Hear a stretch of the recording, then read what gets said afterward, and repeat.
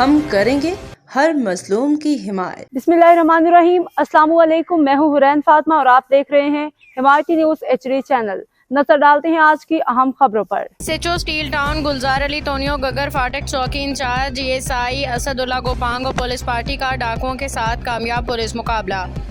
कराची से रोजनामा हमायती न्यूज़ के senior chief crime reporter Haji Abdul Ghani बारीजो की रिपोर्ट के मुताबिक SHO स्टील टाउन गुलजार अली तोनियो गगर फाटक चौक इंचार्ज ESI असदुल्ला गोपांग और थाना स्टील टाउन पुलिस के हमरा गगर फाटक MDE के पास डाकुओं के साथ कामयाब पुलिस मुकाबला। 2 मोटरसाइकिलों पे 4 अशखास को रोकने की कोशिश की गई, लेकिन डाकुओं ने पुलिस को देख के फायरिंग शुरू कर दी। पुलिस की जवाबी फायरिंग के तबादले के बाद एक डाकू जख्मी हालत में गिरफ्तार, जबकि 3 साथी मोटरसाइकिल पे पुलिस पार्टी पे फायरिंग करते हुए रात की तारीकी का फ़ायदा उठाते हुए मौका से फरार होने में कामयाब हो गए, जिनकी तलाश जारी है। गिरफ्तार मुलजिम के कब्जा से 1 अदद 30 बोर पिस्तौल राउंड नकदी रकम बरामद हुई है।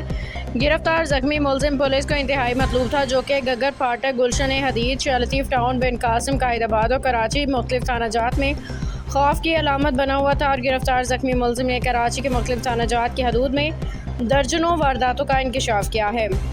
गिरफ्तार मुलजिम ने मजीद बतलाया कि गुज़िश्ता रात लिंक रोड मर्दान पम्प के पास एक ट्रांसपोर्ट डकैती मज़ाहमत पे गोली मार के जख्मी किया गया था।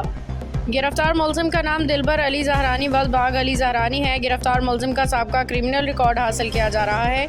गिरफ्तार जख्मी मुलजिम को इलाज मुआलजे के लिए जिना अस्पताल रवाना किया गया।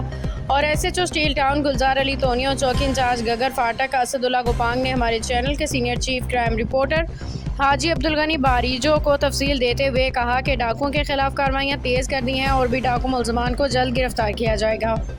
अब तक के लिए इतना ही। मजीद खबरों और अपडेट से बाखबर रहने के लिए देखते रहें हिमायती न्यूज़ HD चैनल।